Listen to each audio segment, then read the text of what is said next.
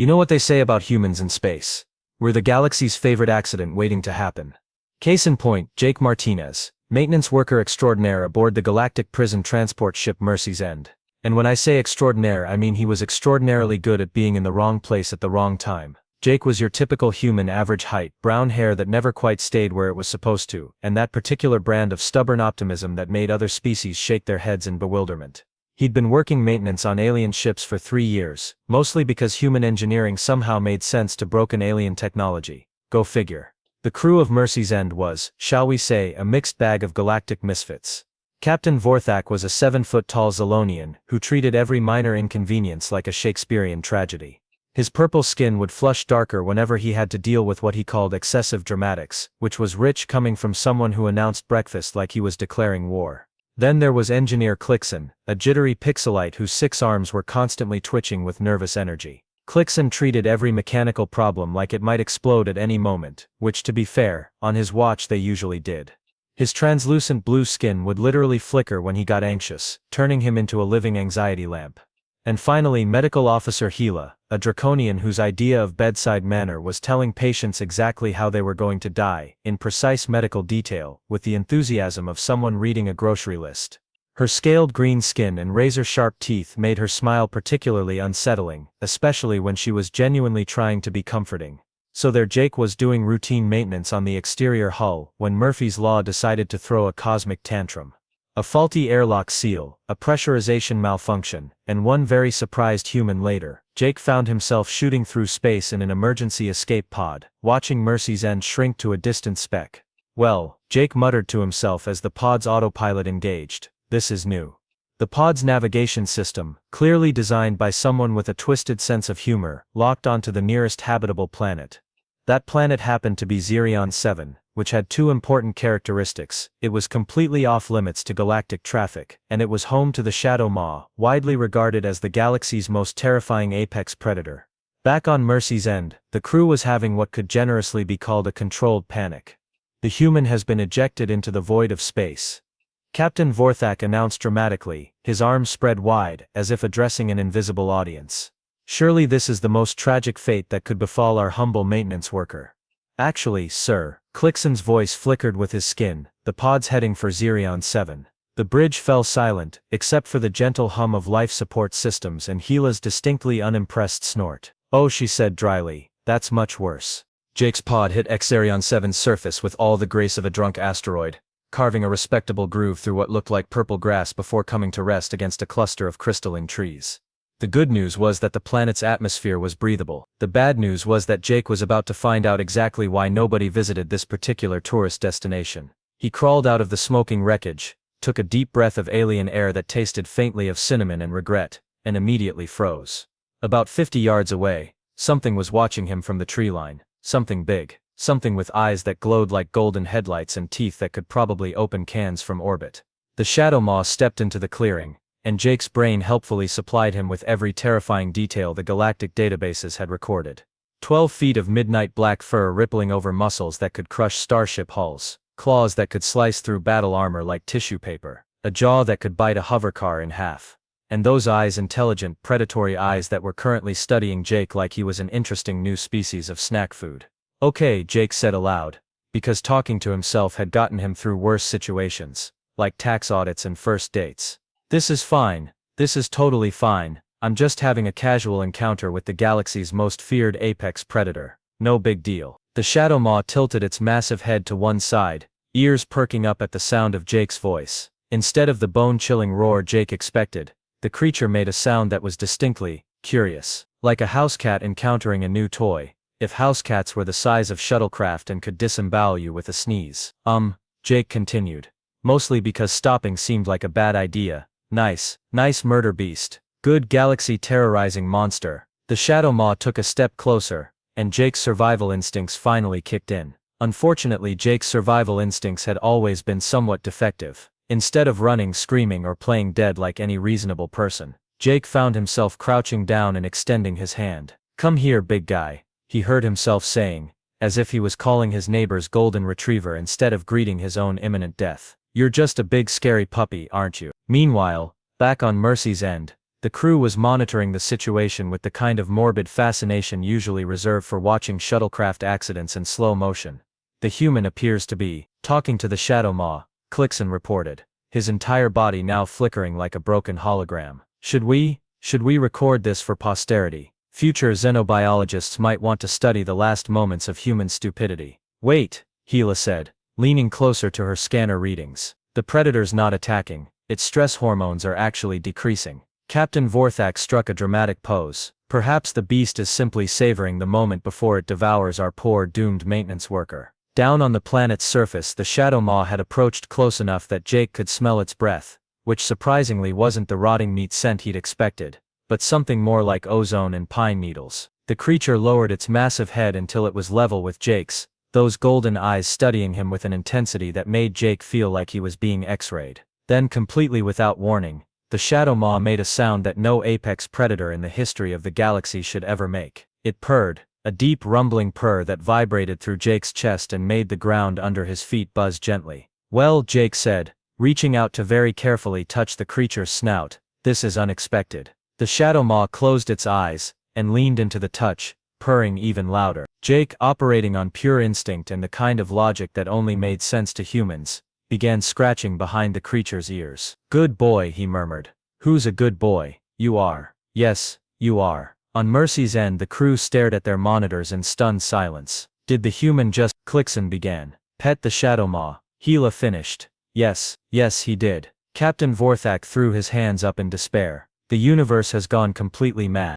3 hours later, Jake had named the Shadow Maw Buddy, and was beginning to suspect that galactic xenobiologists might have gotten a few things wrong about apex predators. Either that, or he'd suffered some kind of brain damage in the crash and was hallucinating his final moments as a pleasant afternoon with a gigantic space dog.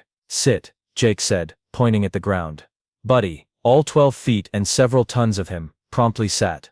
His tail, which was roughly the size of a telephone pole, wagged once and carved a small trench in the purple grass. Good boy, now, stay. Jake walked 20 feet away. Buddy remained perfectly still, watching him with those intelligent golden eyes. When Jake held up his hand and said okay, Buddy bounded over with the enthusiasm of a puppy. If puppies could accidentally knock down trees when they got excited.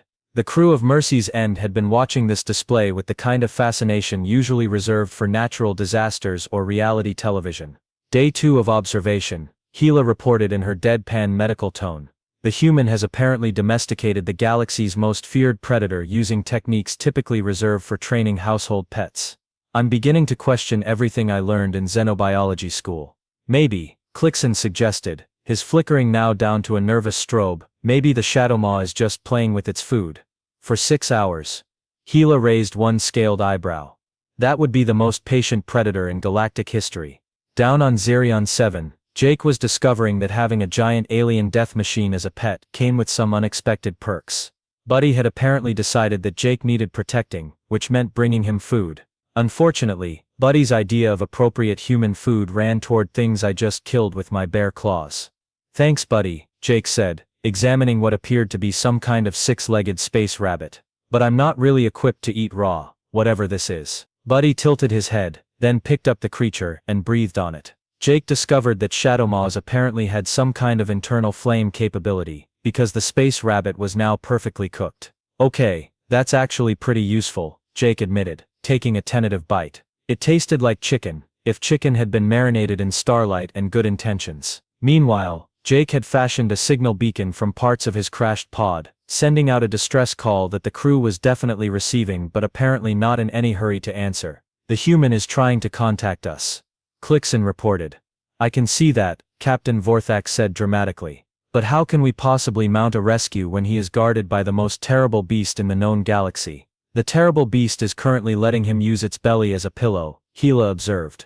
I don't think it's going to be much of an obstacle. Jake had indeed discovered that Buddy made an excellent pillow, if you didn't mind the fact that your pillow occasionally got up to hunt small animals and breathe fire. The creature seemed genuinely concerned about Jake's comfort, bringing him soft moss to sleep on and positioning himself to block the wind.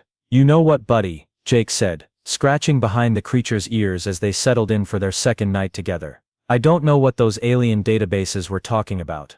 You're just a big softy, aren't you? Buddy purred, A sound that made the ground vibrate and probably registered on seismic equipment halfway across the planet. Of course, Jake continued.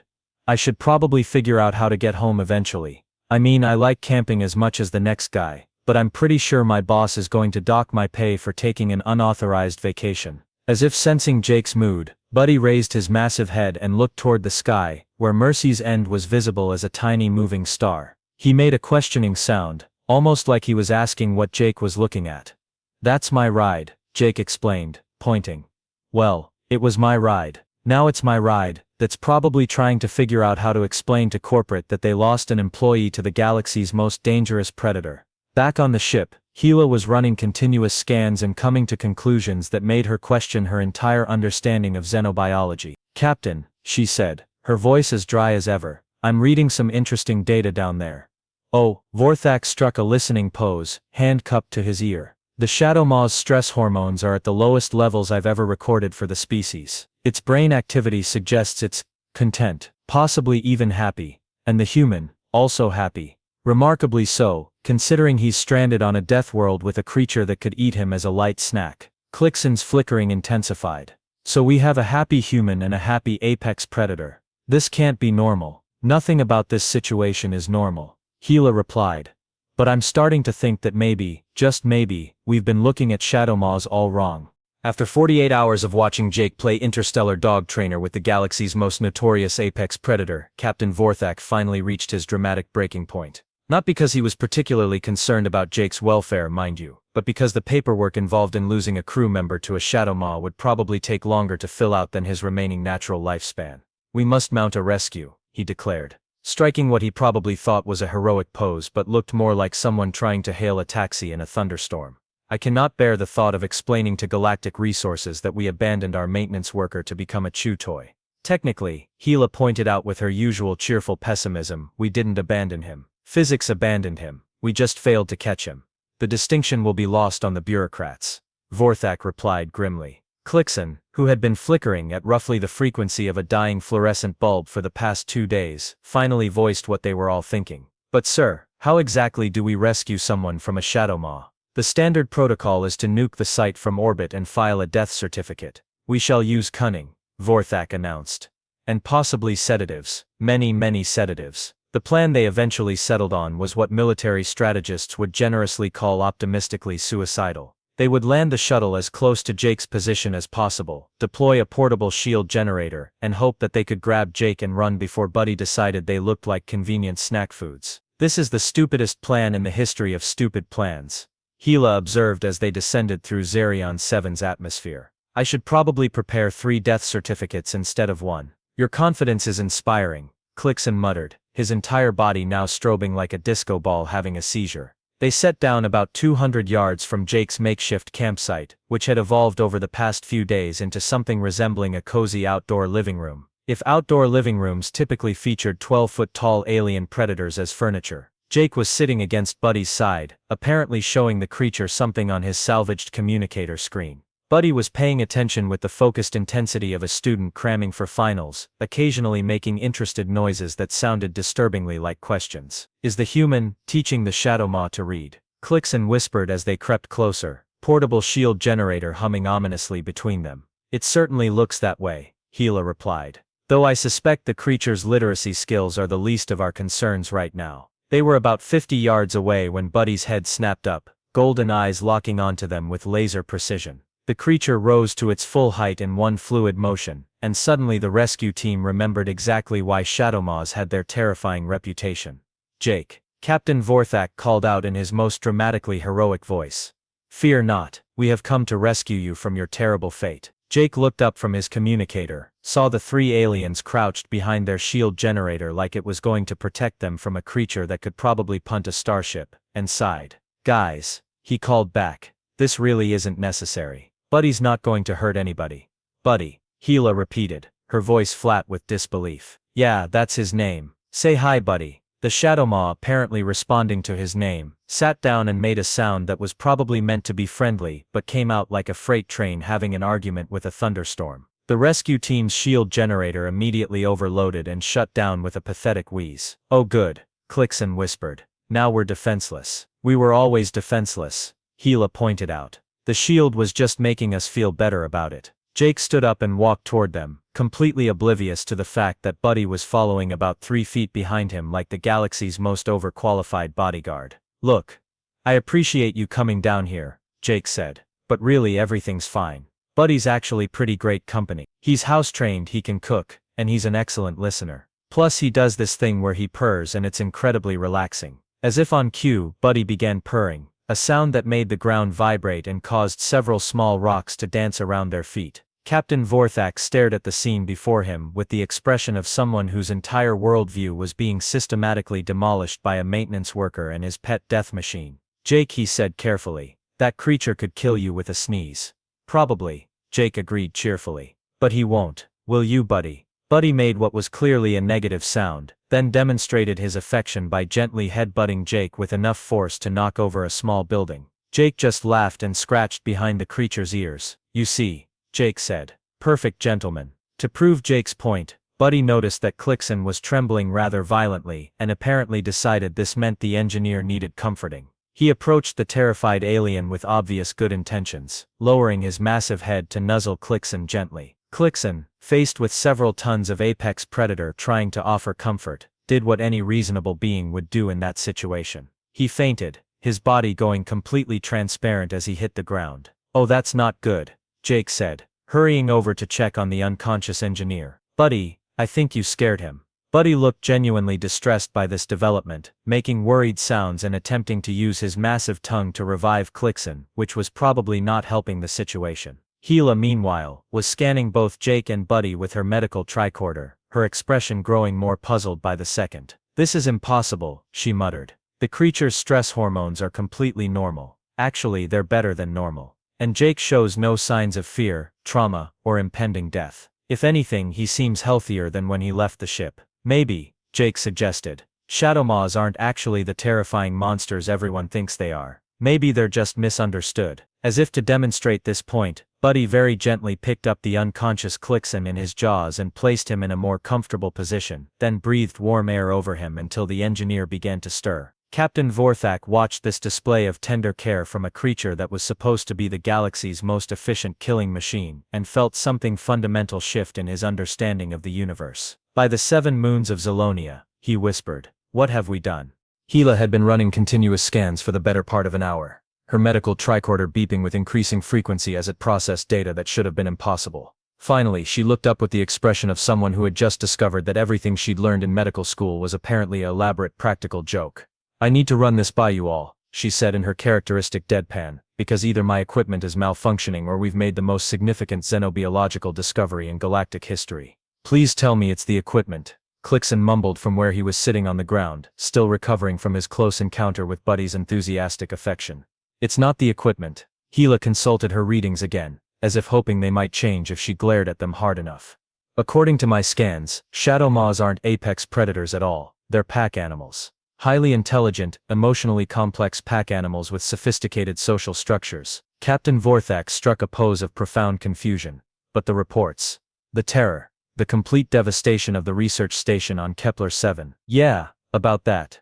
Gila continued, her voice getting drier by the minute. I've been cross-referencing the incident reports with my current readings. Want to know what I think happened on Kepler 7? Nobody answered, mostly because they were afraid of what she might say. The research team landed on a Shadowmaw world and immediately started treating the local population like dangerous animals. They set up containment fields, fired warning shots, used sonic deterrents. Basically, they did everything possible to convince a pack of intelligent creatures that they were hostile invaders. Jake, who had been listening while absently scratching Buddy behind the ears, suddenly looked up. So the Shadowmaws were just defending their territory. Defending their families, more likely. Gila confirmed. These creatures form complex social bonds.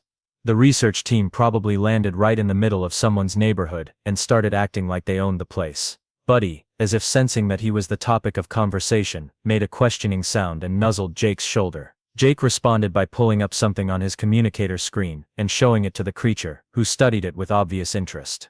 What are you showing him? Captain Vorthak asked, his dramatic tendencies temporarily overwhelmed by curiosity. Pictures of Earth dogs, Jake replied casually.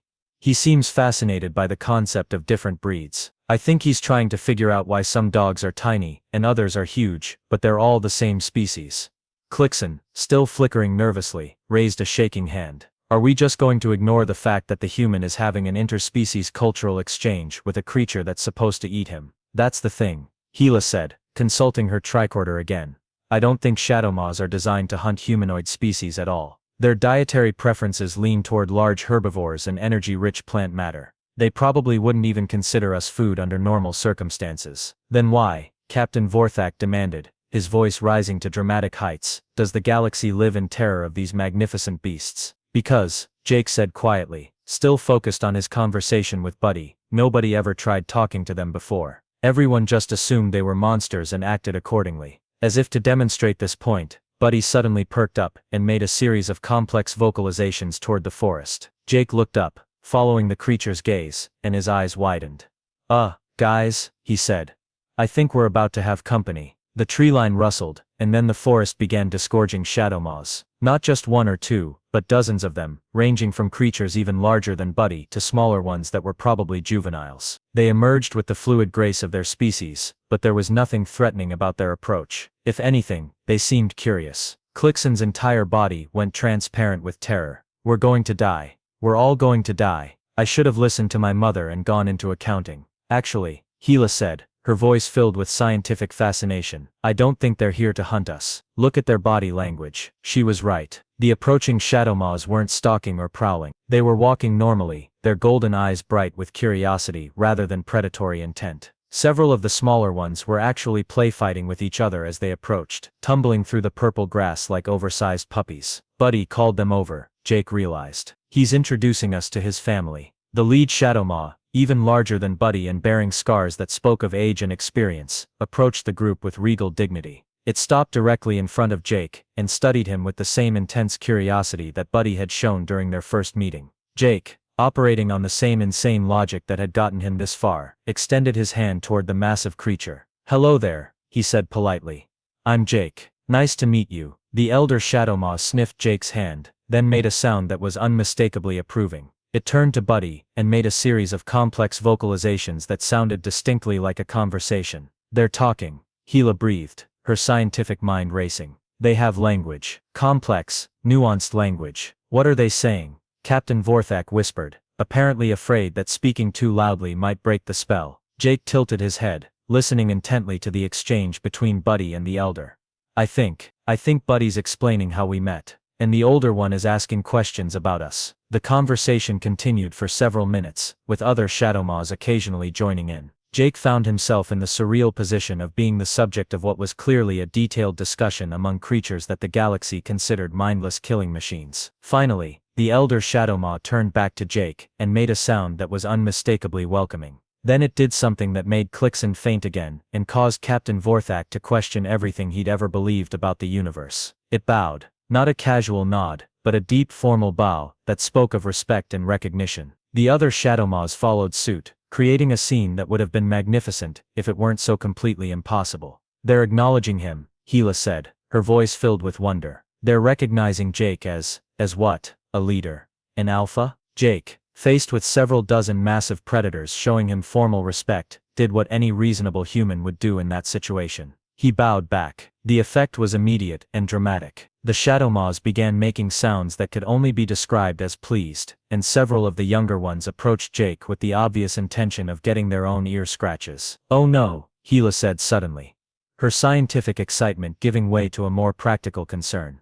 What? Captain Vorthak asked, though he wasn't sure he wanted to know. If these creatures have accepted Jake as their pack leader, she trailed off, running calculations on her tricorder. What does that mean? Clixon asked weakly from the ground. Gila looked up from her device with an expression of scientific fascination mixed with bureaucratic horror. It means, she said slowly, that we now have a human who commands the loyalty of an entire shadowmaw pack. And based on the pheromone readings I'm getting, I think more packs are coming to investigate. As if summoned by her words, more movement became visible in the distant tree line, and then more. The forest around them was beginning to stir with the approach of what looked like every shadowmaw on the planet. Jake, oblivious to the galaxy-shaking implications of his situation, was busy trying to pet 3 different shadowmaws at once while Buddy looked on with obvious pride. Well, Captain Vorthak said faintly. This is going to require some very creative paperwork. 3 weeks later, Jake Martinez found himself in the most surreal job interview of his career, sitting across from Director Calaxis of the Galactic Wildlife Preservation Council,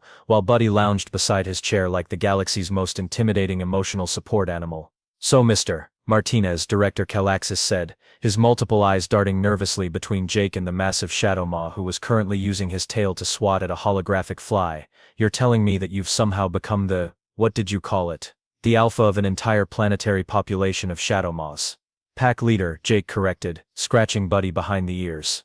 And it's not just one planet anymore. Word travels fast in Shadow Maw social networks apparently. Last count was, what, 17 different worlds. Director Calaxis's primary eye twitched. 17 worlds. Of creatures we've classified as the galaxy's most dangerous apex predators. Former classification, Gila interjected from her position near the door, where she was keeping one eye on her medical scanner and another on the 3 junior Shadow Maws who had insisted on accompanying Jake to the meeting. Current classification is highly intelligent social species with complex pack dynamics and an unfortunate history of first contact incidents. The meeting was taking place aboard the diplomatic vessel Harmony's Edge, which had been hastily retrofitted with reinforced floors after the first Shadow Maw delegation had accidentally put their collective foot through the deck plating. The conference room now looked like a cross between a United Nations assembly and a very exclusive pet daycare center. Captain Vorthak, resplendent in his best dress uniform, was documenting everything with the enthusiasm of someone who had realized that his maintenance worker's bizarre adventure was going to make him the most famous starship captain in the quadrant. The implications are staggering, he declared, striking a pose that probably looked heroic in his mind, but came across more like a statue commemorating dramatic overreaction. First contact with an entire civilization that we've completely misunderstood for centuries. It's not really first contact, Jake pointed out. It's more like, first polite conversation, we've been having contact for years. We've just been really bad at it. Clixon, who had stopped flickering quite so violently once he realized that the Shadow Maws were more interested in getting belly rubs than eating him, raised a tentative hand. What I don't understand is why they accepted Jake so quickly. What makes him special? Jake shrugged. I talked to Buddy like he was intelligent instead of treating him like a monster. Apparently, that was revolutionary thinking. But surely there's more to it than that. Director Calaxis pressed. Our xenopsychologists have been studying the recordings of your initial encounter. There must be some specific human trait that appeals to Shadow Maw's social dynamics. Buddy, who had been following the conversation with obvious interest, suddenly made a series of complex vocalizations. Jake listened intently, then grinned.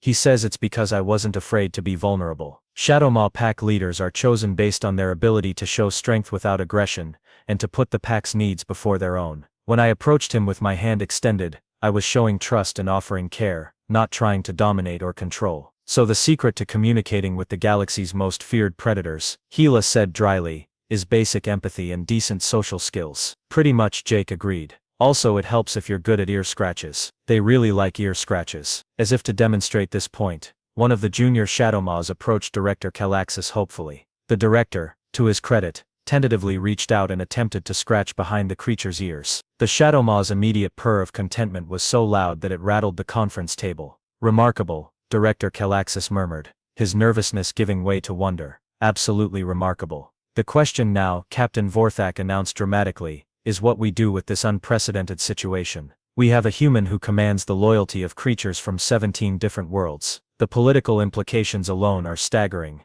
Actually, Jake said, I've been thinking about that. The Shadow Maws don't want to conquer anything or get involved in galactic politics. They just want to be left alone to live their lives without being shot at by research teams or hunted by trophy collectors. But surely, Director Calaxis said, there must be some way to formalize this relationship. The Council is prepared to offer you a position as official Shadow Maw ambassador, with full diplomatic status and a salary that reflects the unique nature of your qualifications. Jake considered this, absently petting the junior Shadow Maw who had decided his lap looked comfortable. What would that involve exactly? Primarily serving as a liaison between Shadow Maw communities and the galactic government, helping to establish proper protocols for future contact. Maybe writing a manual on interspecies communication that doesn't result in property damage and casualties. I could do that, Jake said thoughtfully, but I have some conditions. Name them. First, Buddy comes with me wherever I go, non-negotiable. Buddy, hearing his name, raised his massive head and made a sound of agreement that rattled the windows. Second, Any research or contact with Shadowmaw communities has to be approved by them first. No more surprise visits from scientists who think they're studying animals. Reasonable, Director Kalaxis agreed. Third, I want Captain Vorthak, Clixon and Gila assigned as my permanent support team. They're the ones who actually came back for me, and they understand the situation better than anyone else. Captain Vorthak puffed up with pride. It would be my honor to serve as part of the first official Shadowmaw diplomatic mission. Clixon flickered briefly, then steadied. I suppose it beats regular maintenance work. At least the Shadowmaws don't try to electrocute me when I'm not looking. And finally, Jake continued.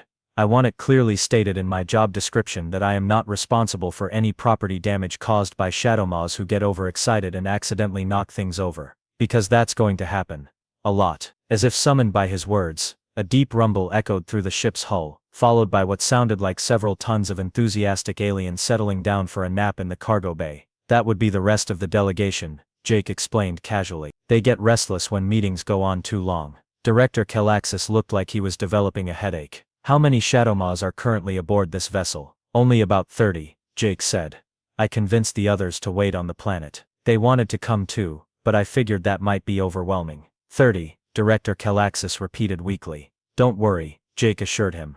They're all house-trained, mostly. Another rumble echoed through the ship. This one distinctly more apologetic in tone. I should probably go check on them, Jake said, standing up. Diplomatic meetings make them nervous, and when they get nervous, they tend to, well, let's just say the janitorial staff is going to need a raise. As Jake headed for the door, followed by his loyal entourage of massive predators, Director Kalaxis called after him. Mr. Martinez, one more question. Do you have any idea how this is going to change everything we thought we knew about interspecies relations? Jake paused at the doorway and grinned. Director, 3 weeks ago I was a maintenance worker, whose biggest concern was whether the coffee machine in the break room was going to work. Now I'm apparently the galaxy's first Shadowmaw whisperer, and my best friend is a 12-foot-tall alien who can breathe fire and gives the best hugs in the known universe. Buddy made a pleased sound at being called Jake's best friend. The way I see it, Jake continued, if a random human with no special training can accidentally become the pack leader of the galaxy's most misunderstood species just by being decent to them, then maybe the problem isn't that the universe is too weird to understand. Maybe the problem is that we keep trying to shoot first and ask questions later. He scratched Buddy behind the ears one more time. Come on, boy, let's go make sure your cousins haven't eaten the furniture. As they left, Director Kalaxis slumped in his chair and looked at the remaining crew members of Mercy's End. Is it just me, he asked, or does this feel like the beginning of something much bigger than a simple diplomatic appointment? Captain Vorthak struck his final dramatic pose of the day. My friend, I believe we have just witnessed the dawn of a new era in galactic relations. An era where the most feared creatures in the universe follow a human maintenance worker around like oversized puppies. And somehow, that makes perfect sense. Gila's medical scanner beeped with an incoming message. She glanced at it and smirked. What is it? Clixon asked. Message from Jake. Apparently, the Shadowmaws have questions about Earth cats. They want to know if it's normal for small predators to knock things off tables for no apparent reason. Captain Vorthak threw his hands up in theatrical despair. The universe has gone completely mad, and I couldn't be happier about it. Outside the conference room, the sound of Jake's laughter mixed with the contented purring of 30 Shadowmaws, creating a harmony that no one in the galaxy had ever heard before, but which somehow sounded exactly right. After all, in a universe full of wonders and terrors, sometimes the most revolutionary act is simply treating someone with kindness and seeing what happens next. And if what happens next involves accidentally becoming the pack leader of the galaxy's most misunderstood species, well, that's just Tuesday for humans. Because if there's one thing humans are good at, it's finding the universe's most dangerous creatures and somehow convincing them to be friends. It's a gift, really. A weird, inexplicable, occasionally property-damaging gift, but a gift nonetheless.